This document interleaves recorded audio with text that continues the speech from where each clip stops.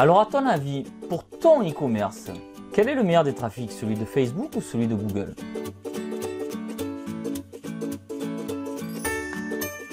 Salut, c'est Serge de Passion e-commerce. Aujourd'hui, on va parler de Facebook et de Google. Quel est le meilleur des trafics? Est-ce que c'est celui de Google? Est-ce que c'est celui de Facebook? Tu vas voir qu'il y a des avantages pour certains, des inconvénients pour d'autres. En fait, aucun n'est parfait. Il faut faire un mélange des deux et je vais détailler tout ça dans cette vidéo. Mais avant de rentrer dans le vif du sujet, je veux t'expliquer quelque chose, la différence qu'il y a avec le trafic chaud et le trafic froid. Si tu me suis, tu sais ce que c'est. Je vais être rapide, t'inquiète pas. Je vais surtout expliquer pour ceux qui ne connaissent pas. Le trafic chaud, c'est un visiteur qui fait une recherche précise, qui est chaud pour acheter, qui a une intention d'achat. Sur Google, il fait une recherche, il a une intention d'achat, il va acheter. Le trafic froid, c'est quelqu'un qui est sur Facebook, qui scrolle son fil d'actualité, qui n'a pas l'intention d'acheter, à qui on montre une pub.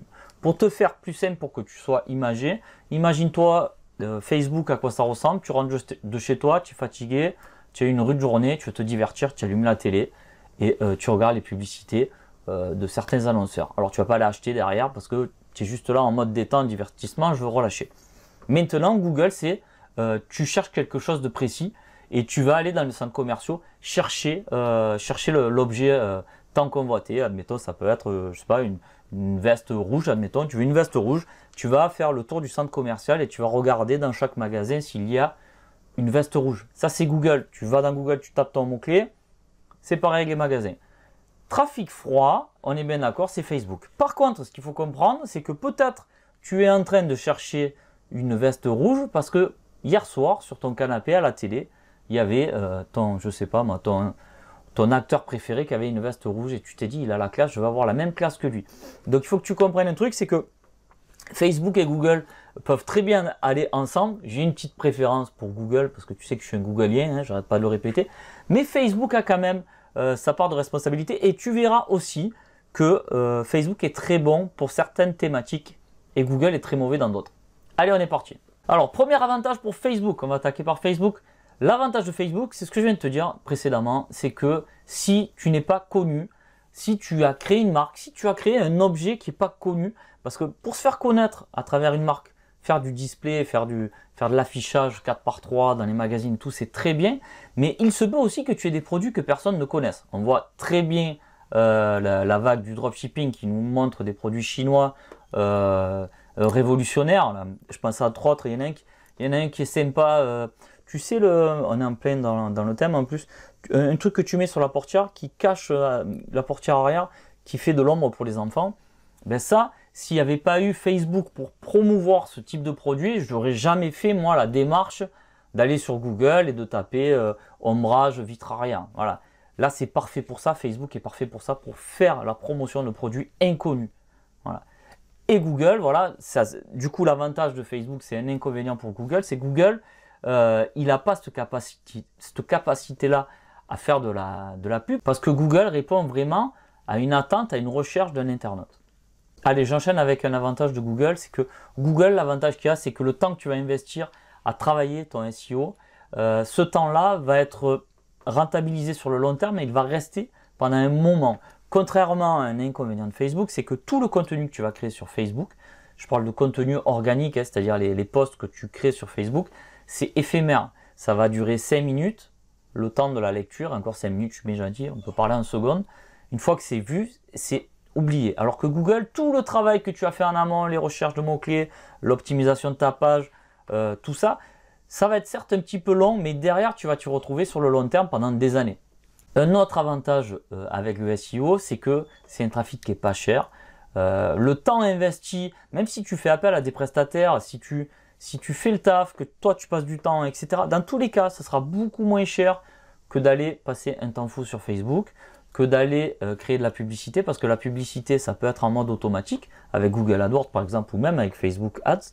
Ça peut être automatisé, mais ça coûte vraiment cher. Et au plus on avance dans le temps, au plus la publicité augmente. C'est normal, c'est la loi du marché et de l'offre et de la demande. Au plus il y a de la demande, au plus l'offre augmente. Allez, avantage Facebook, un truc intéressant si tu es en local. C'est très intéressant si tu as un petit magasin. Alors moi, tu sais que cette vidéo, je la fais pour le e-commerce, mais tu peux avoir un e-commerce et être aussi en local. Et si tu as un magasin, Facebook, c'est vraiment le top pour ça, pour montrer à tes clients locaux ce que tu as rentré en marchandises.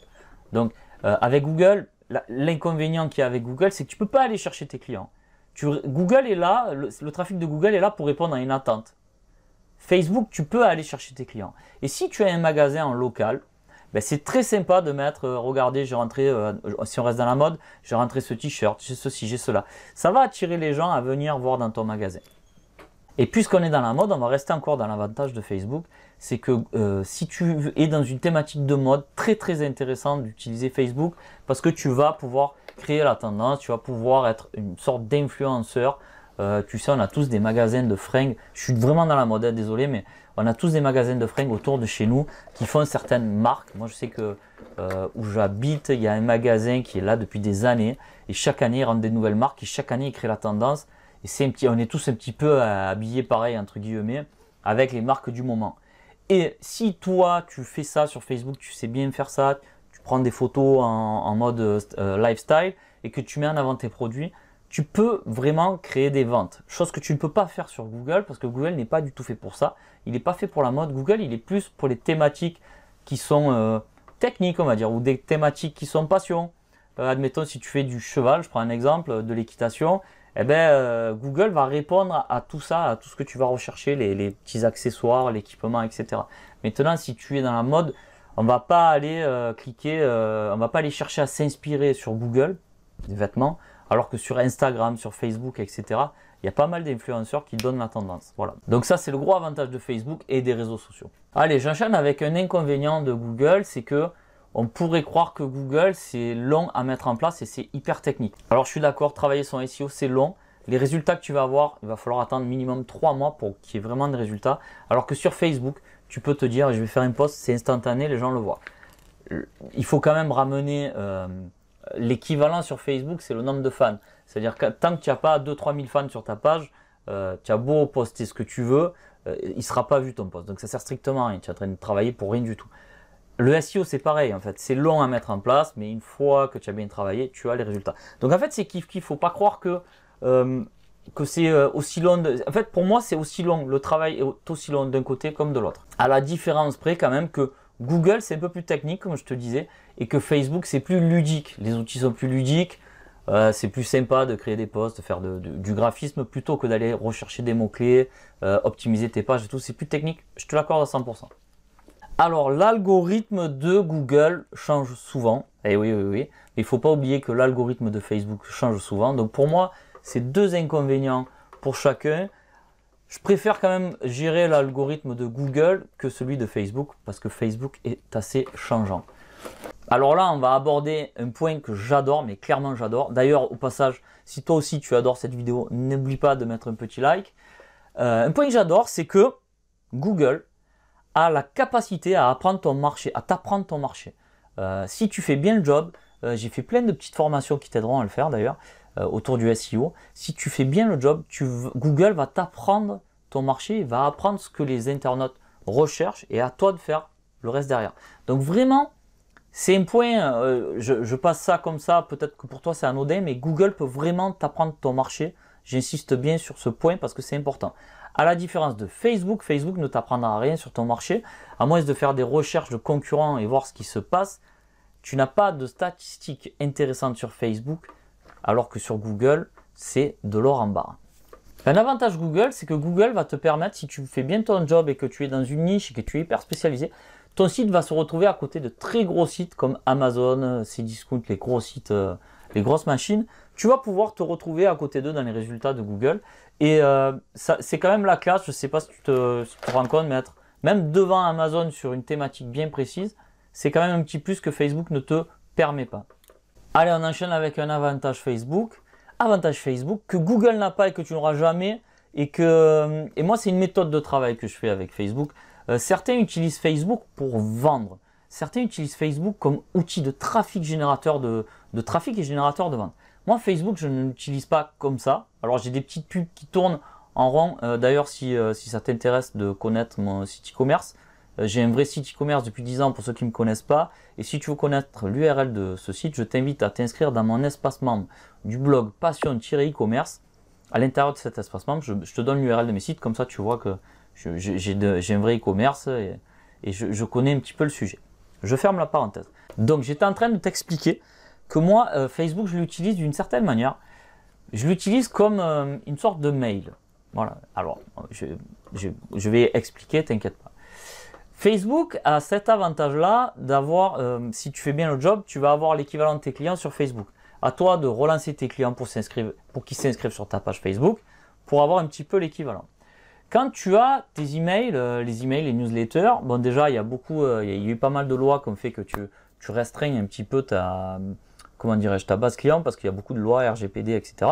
Donc du coup, tu réduis ça. En plus de ça, tu as les spams, les FAI qui bloquent tout ça. Et en plus de ça, tu ne peux pas envoyer un email tous les jours. Il ne faut pas délirer, envoyer des mails tous les jours à tes clients, ça va les saouler. Donc déjà, l'email, c'est bien, mais bon, on ne va pas abuser. Alors que Facebook, les réseaux sociaux, ça a cela de magique, c'est que tu peux contacter tes clients quasiment tous les jours. Alors, il y en a certains qui font 3 fois par jour, je n'irai pas jusque-là. Tu peux aller jusqu'à 2 fois par semaine, 3 fois par semaine, et tu peux aller jusqu'à tous les jours. L'avantage qu'il y a de ça, c'est que tu gardes toujours le lien. Le client, quand il reçoit un mail, quand il est dans sa boîte aux lettres, dans sa boîte mail le matin, qu'il ouvre ses mails et qu'il voit un truc de promo, ça le gonfle. Il supprime et ça l'énerve. Alors que sur Facebook, il voit une petite pub gentille de tes produits, ça va, son inconscient va imprimer ta marque, mais tu ne vas pas le déranger plus que ça, il va scroller. Et puis voilà. Donc pour moi, Facebook, je l'utilise comme un mail. Je trouve cet outil génial. Je ventile les produits. C'est un terme que je pense que c'est un terme que j'ai inventé avec mon assistant de marketing. On a inventé ce terme et j'adore finalement. Ventiler les produits sur Facebook, ça veut dire quoi? C'est que quand tu as un grand catalogue produits, ben, tu prends des produits un petit peu au hasard et tu les diffuses sur ta page Facebook. Tu ventiles ton catalogue. Voilà, tu ventiles ton catalogue. Alors, ce qu'il y a d'intéressant, c'est que par mail, tu pourrais le faire, mais ça te prendrait des plombes. Alors que sur Facebook, si tu peux faire une fois par jour une promotion d'un produit, d'un type de produit, d'un coloris, etc. Tu peux faire ça tous les jours, ça passe tranquille. Et moi, pour te donner une idée, mes posts journaliers sont vus entre... C'est très varié, hein. Après ça dépend de l'interaction des posts, mais ça peut attaquer de 500 personnes qui ont vu le post jusqu'à 3000, 5000, 6000, il y a des posts qui peuvent aller très haut, mais en moyenne on est aux alentours des 1000 et 3000 et c'est très très bien. C'est une piqûre de rappel par jour à tes clients, à tes abonnés, à tes fans. Je peux t'assurer que c'est pas mal. Chose que Google est incapable de faire, ce que je répétais tout à l'heure, il est incapable de faire ça et ça, bon, ben, c'est un gros avantage pour Facebook. Bon, vu que j'ai bien brossé Facebook dans le sens du poil, je vais quand même y mettre un gros inconvénient parce qu'il ne faut pas délirer non plus. Pour moi, le grand vainqueur de ce face-à-face, ça reste quand même Google parce que Facebook a ce gros inconvénient, c'est qu'avec Facebook, tu as énormément de mal à vendre. Il faut bien comprendre ça. En tout début de la vidéo, je t'ai expliqué le trafic chaud, le trafic froid. Alors oui, tu vas influencer tes clients, oui, tu vas influencer quelques personnes, mais le king of the pop, j'ai envie de te dire, le king of the web, ça reste quand même Google en termes de vente et de trafic e-commerce. Hein. Voilà, qu'on soit bien clair, trafic e-commerce. Google, quand même, c'est lui qui va te ramener le plus de ventes, c'est sûr, c'est certain. Alors quand même, voilà, je vais faire une petite parenthèse pour pas me froisser avec tout le monde. Il y a des exceptions qui font des millions d'euros avec Facebook, le dropshipping, le monoproduit, etc. Mais on va dire quand même, si on est terre à terre, que Google reste quand même le trafic le plus rentable pour le e-commerce, parce que c'est un trafic chaud, parce que c'est un trafic qui n'est pas hyper cher. Si tu travailles bien ton SEO, tu peux le faire toi-même. Tu peux faire toi-même ton SEO pour démarrer. Ça va prendre un petit peu de temps, mais tu vas voir que quand tu vas commencer à avoir du trafic, tu vas commencer à faire des ventes. Vaut mieux passer du temps sur ton SEO, ramener du trafic de ton SEO parce qu'il vendra, plutôt que de te créer des abonnés, créer une grosse audience sur Facebook. Même si tu vas ventiler tes produits, ce que je t'ai expliqué tout à l'heure, ça va pas être dingue en termes de vente. Voilà, tu vas faire de l'influ, tu vas être influenceur, mais tu vas pas vendre. Alors que si le travail que tu as passé, tu l'as passé sur Google et qu'il y a du trafic qui vient tous les jours, je t'assure que la différence est énorme. Donc voilà, tu as bien compris que moi, c'était Google que je préférais. Je suis un Googlien, ça fait plusieurs fois que je le dis. Si j'en suis aujourd'hui là, ma situation financière, ma situation professionnelle, c'est à Google que je le dois. Peut-être que si tu es d'une nouvelle génération, c'est peut-être Facebook qui t'a créé. Mais voilà, moi je sais que Google, c'est du sûr, ça fait des années qu'il est là. Ils n'ont pas trop inventé du jour au lendemain à changer complètement de politique. Ils ont toujours tracé une ligne directive et ils se sont toujours à peu près tenus à ce qu'ils ont fait depuis le début. Donc voilà, si jamais tu n'as toujours pas liké cette vidéo, ben, je t'invite à le faire. Si ce type de contenu qui tourne autour du e-commerce t'intéresse, je t'invite à t'abonner à la chaîne. Comme ça, tu recevras une petite notification à chaque fois que je crée une vidéo. Sur ce, je vais te souhaiter une bonne journée. Je vais aussi te souhaiter de bonnes ventes. Bye bye.